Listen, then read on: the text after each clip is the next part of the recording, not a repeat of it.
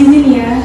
Sebelumnya mohon maaf kalau mengganggu waktunya. Ya. Tujuan saya di sini untuk memenuhi kebutuhan tugas bahasa Indonesia yang ya dengan tema wawancara biografi. Nah, dan di sini saya ingin mewawancarai Teteh sebagai narasumber saya untuk terkait biografi Teteh. Oke, boleh. Gimana? Sebelumnya boleh beritahu nama lengkap Teteh terlebih dahulu. Oke. Perkenalkan, nama saya Firda Nur Syahara. Udah cuma 2 kata aja, Firda Nur Syahara. Kalau nama panggilan biasanya Firda, saya biasa dipanggil Firda. Kalau tempat dan tanggal lahir? Saya lahir di sini di Bekasi ya, tanggal 8 November 1995. Umur berapa sekarang? Sekarang berarti saya udah umur 31 tahun ya. Awet muda ya. Kita masih seumuran ya. Terus Alamat rumah ini klinik Bu. kalau alamat saya di sini dari dulu nggak pindah-pindah. Alamatnya Kampung Petai Cina, RT 0203, Kecamatan Tambelang. Dan nama orang tua dari Teteh. Oke, nama orang tua, nama ibu saya Ibu Nunung, nama ayah saya Bapak Suhaidi. Kira-kira dari beberapa saudara dan Teteh dari anak berapa? Saya anak kedua dari 3 bersaudara. Saya punya kakak, saya punya adik, saya anak tengah. Status apa? Sudah menikah atau masih? Udah dong, saya udah nikah. Saya udah nikah. Terus? Riwayat pendidikannya kayak mulai SD, SMA, SMA. Oke, saya SD di kampung ini, di SDN Sukaraja 01. Kemudian saya SMP di SMP Negeri 1 Tambelang. Saya SMA di SMA 1 Tambelang. Ya, iya, saya SMA di SMA 1 Tambelang angkatan 2015. Kemudian saya kuliah di Kebidanan Universitas Singapura Bangsa Karawang, itu D3. Kemudian S1 saya di Medistra Indonesia. Kemudian sekarang S2 di Universitas Aisyah Yogyakarta. Keren. Belum lulus kalau S2, masih proses. Iya, masih Semoga lancar. Alhamdulillah, insyaallah. Baik, terus bagaimana perasaan Teteh saat kuliah kebidanan itu pertama kali gimana? Pertama kali saya senang karena saya mau. Saya senang karena saya niat.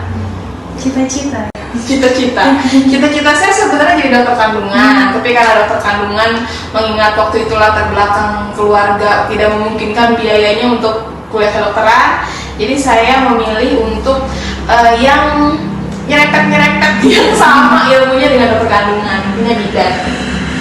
Selanjutnya tips and triknya supaya bisa masuk ke bidan itu gimana sih?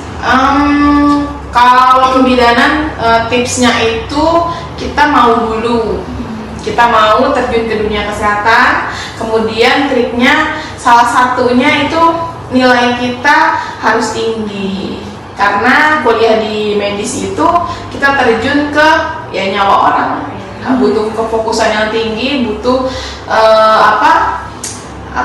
pemahaman yang tinggi dari orang-orang pada umumnya gitu.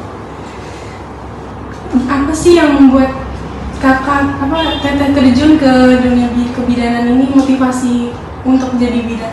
Motivasinya karena selain basic keluarga yang orang kesehatan, yang ada di pikiran saya dari dulu, alam bawah sadar saya bahwa orang yang kuliah di kesehatan uangnya banyak. Jadi motivasi saya ya jadi orang kesehatan uangnya banyak gitu. Bagaimana suka duka saat menjadi bidan ini? Suka dukanya paling karena ini ya, kalau di dunia kesehatan itu biasanya lebih banyak senioritas, hanya itu aja sih, selebihnya nggak ada. Selama menangani pasien, kakak dibantu Teteh dibantu oleh orang atau sendiri? Dibantu sama asisten, ada 2 asisten saya. Sejak kapan menjadi bidan sebenarnya? Saya jadi bidan sejak tahun 2018. Sudah lama ya? Sudah lama. Gimana perasaannya ketika berhasil menangani pasien? Kan secara kan melahirkan misal orang anak itu gimana perasaan? Tentunya lega ya, karena itu tujuan kita sebagai bidan bisa mendampingi mulai dari program hamil sampai dengan persalinan sampai dengan nifas. Tentunya lega kalau kita bisa berhasil menolong 2 nyawa sekaligus dengan tangan kita sendiri. Lega, bangga gitu. Hal yang mengesankan di dalam kehidupan. Hal yang mengesankan dalam hidup aku itu bisa bangun klinik sendiri, kemudian aku bangga sama diriku sendiri, bisa beli mobil sendiri. Menurut aku itu mungkin bagi kebanyakan orang itu biasa aja ya, tapi kan standar orang berbeda. Sehingga kalau buat diriku sendiri ya hal yang paling mengesankan di hidup ini adalah aku berhasil bisa bikin klinik aku sendiri, kemudian beli mobil dari hasil itu. Keren sih. Gitu. Apa pekerjaan yang pernah Teteh lakukan sebelum menjadi bidan ini atau sesudah atau Dagang. Karena orang tua saya dulu adalah orang yang susah, ya. Sebenarnya sih dari latar belakang keluarga orang ada, tapi karena cuma orang tua saya aja yang cukup gitu, yang jauh daripada saudara yang lainnya. Bagaimana caranya saya harus bertahan hidup, ya bertahan hidup mulai dari saya masuk kuliah semester pertama, saya tuh nggak bayaran sampai saya lulus, bahkan ijazah saya ya maksudnya tidak langsung, pokoknya masalahnya adalah di uang. Masalahnya di uang, saya bayaran tersendat karena orang tua saya waktu itu sempat bangkrut. Sempat bangkrut, kemudian saya nggak menyerah. Bagaimana caranya supaya handphone yang saya punya bisa menghasilkan uang? Saya dagang waktu itu. Dagang apa? Dagang krim wajah, saya dagang baju, saya gabung MLM, multilevel marketing dari SMA.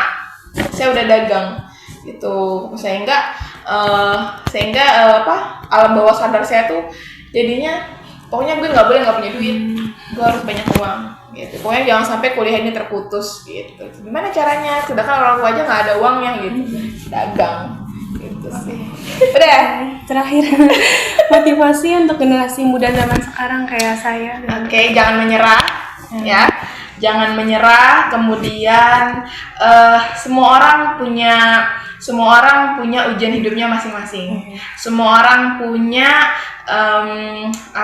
takarannya masing-masing.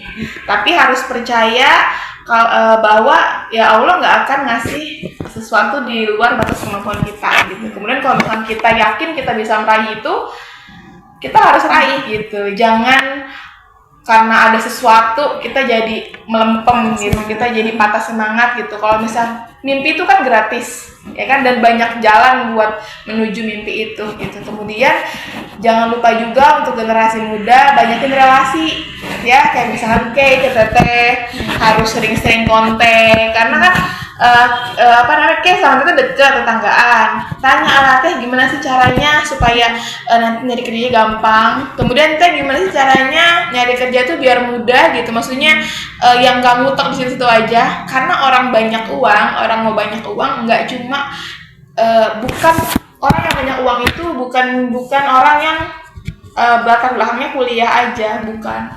Kita yang orang-orang yang kuliah itu juga bisa uangnya banyak, berpeluang punya uang banyak gitu. Pokoknya jangan menyerah, banyakin relasi buat anak-anak muda kayak Kay.